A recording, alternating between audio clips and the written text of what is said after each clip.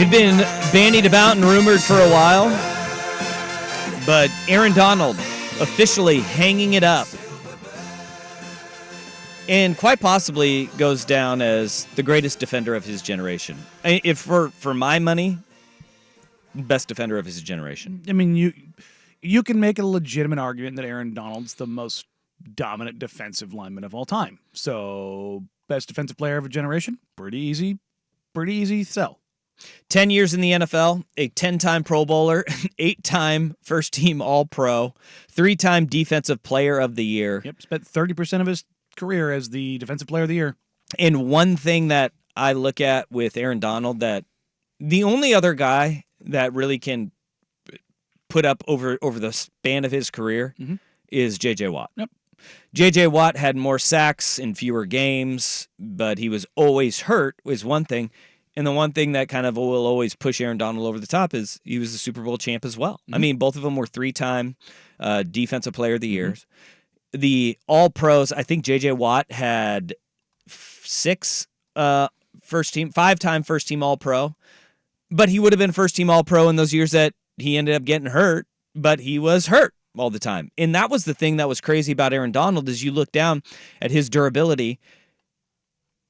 Outside of 2022, where he only played 11 games when they kind of shut things down too, he played almost every game every year. Yeah. He missed like one or no games every year of his career. He was insanely durable at a position where he was getting double and triple teamed every play in the most physical position on the field, and he was always healthy.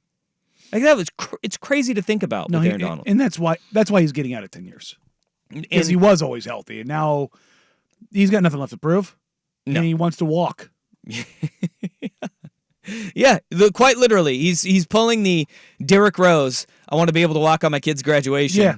But he's like, dude, I've done this for a decade, and I have What's left for him dominant. to achieve? He's going the first time his name gets typed out on a ballot, he's going into the Hall of Fame. 176 tackles for loss over his career. Good God. 111 sacks. The most dominant. I think the 11 sacks a year is a guy who primarily plays between the guards. He had the fewest number of sacks that he had in a year was 5, when he played in 11 games. Yeah. He had 5 sacks. But you go down his list, it was 9 as a rookie, 11, 8, 11, 20 and a half, 12 and a half, 13 and a half, 12 and a half, 5, and then 8 this year. He was an absolute animal. And like the thing that my mind immediately went to is one, his hierarchy, all-time defenders. And I still don't think like Aaron Donald is up there as like one of the top 10 defenders of our time or in football, period. Yes. He's in that, but he's not Lawrence Taylor. He's still not Reggie White, but he is one of those guys that you sit there and you go, all right, you can make that argument of him being a top 5 defensive player, period. Like he's in, and when you talk defensive players, you also bring guys in like Deion Sanders and Ronnie Lott and Ed Reed. I mean, Charles Woodson is one of the best, corners of all time.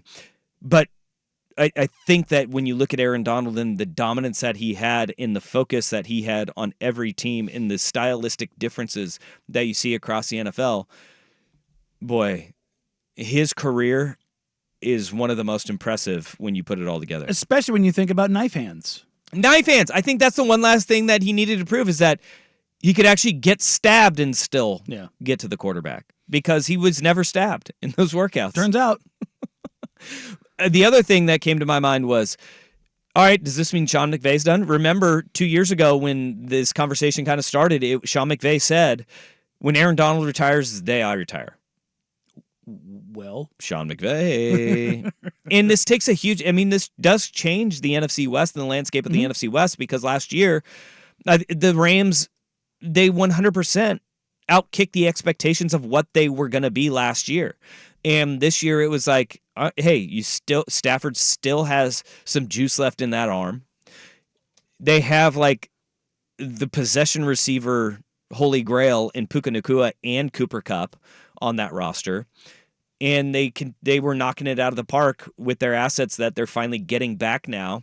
And Les Snead's going to be able to draft some guys again because F them picks is now gone, and they're going to start drafting replacements. But there is no replacement for Aaron Donald in the middle of your defense. And what does this do to change the Los Angeles Rams in the NFC West? Because if the people that were the most happy were Kyler Murray. Yes. Who Thank God. He said, never come back. The rest of the quarterbacks in the NFC West, but the San Francisco 49ers. Yeah. And the San Francisco 49ers sitting there just being like, yeah, that's the dude right there who is going to throw a wrench in anything. And now there's a big hole in the Rams defense. I was talking this past weekend with Max Unger, and this conversation came up of who is the most dominant player you ever faced. And he was like, Aaron Donald. Aaron Donald, and it's not even close. Yeah.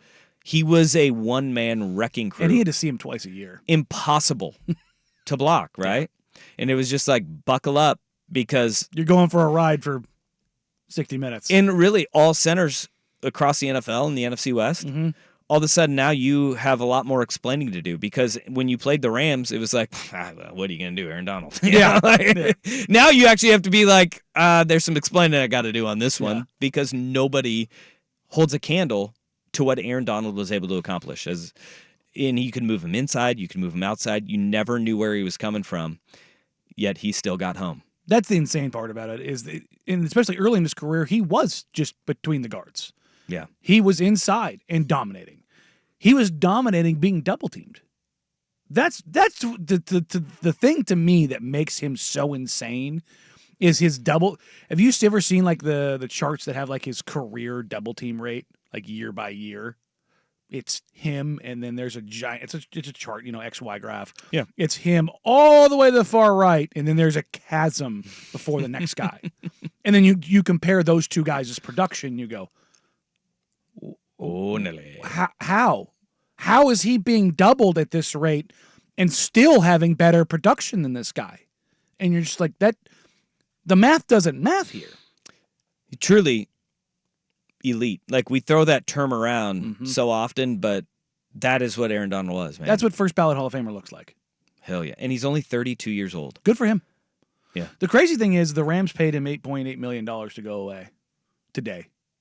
8.8? Yep. Otherwise, he would have had like $20 million in roster guarantees. So they were like, hey, buddy, do this today, and we'll give you a nice little chunk of change. Nice little payday on the way out, man. Where do you have him in the hierarchy of all time? Is all-time all-time defensive players. To me, I know everybody says Lawrence Taylor. To me, Reggie White was the guy. And I've got the top two as LT and Reggie. I've got Donald right there. I've got him as 3. Yeah. I think Gardner Minshew would agree. He's a big-ass boy. But remember, this text just came in, Vancouver Ford text line. Never forget. Oh my God. Geno Smith. That was, oh my God. Aaron Donald coming free. Oh my God. Ah! Just, it's so good. The panic. The realization, because as a quarterback, you're not looking at the lineman coming at you. You're keeping your eyes downfield. But all of a sudden, the realization that's 99 coming free is, oh my God. How do I go back to the bench, Pete? Think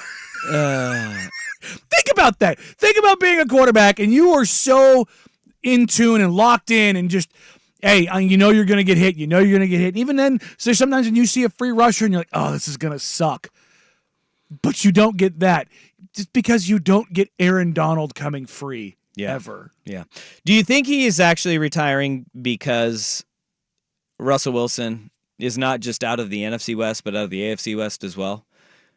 Because Aaron Donald's the most sacks quarterbacks by Aaron Donald in his career. Carson Palmer comes in at 3.5, along with Jimmy Garoppolo and Kirk Cousins. C.J. Beathard, he had 4 against him in one game. Poor Beathard. Dak Prescott sacked 5 times by Aaron Donald. Oof. Matthew Stafford had enough of it, so he just joined his team. There you go. 6 times. Kyler Murray, 6.5 sacks from Aaron Donald. All of them pale in comparison. Russell Wilson, 15. Good God. He sacked Russell Wilson 15 times in his career. 15 of 111. Goodness. Russ got cooked. Right? Russ got cooked. They made him smash burger, man. Tell you what, those little quarterbacks, Russ and Kyler, got eaten up. I guess the thing is there is that some Big men fall hard. Yeah, I was saying that the little guys, like once he gets his paws on you, I'd imagine you're probably cooked. Yeah. But you had Donald, like, that's top 3. Yeah. Like, he's a top 3 defensive player. And, like, look, there's been a lot of great players that, and, like, this is the hard part when you don't count sacks until, what, 1982? Yeah, Deacon Jones. And You have Deacon such. Jones, Mean Joe Green, Yeah. all these guys that were absolute monsters, yet their stats don't hold a candle. Mhm. Like Aaron Donald, his sheer dominance in playing across the line, you put him on the left, you put him on the right, you put him in the middle, you put him on the outside. He was a one-man wrecking When crew. every offensive He's up lineman there, man. says Aaron Donald, Yeah. like like if you say his name out loud, they get spooked. And he had like an 8-pack. Nobody Yeah. should have. Yeah, no, 300-pounders should not have definition in their stomach. Mm-mm. Yeah, I think Kyler Murray's Twitter response when he heard the news of Donald retiring, he just said, "Thank God." Yes, That would go away. be interesting if Aaron Donald just was like, yeah, now I'm not playing more. I'm just gonna be fat.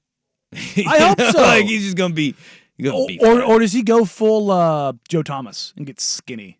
We get skinny Aaron Donald. God, that wouldn't be fun. It'd be weird, right? Yeah. Question, and then we're gonna go to break here. This might be the tougher one than where is he all time on defense? Where is Aaron Donald in the pantheon of Pitt football players? Oh God.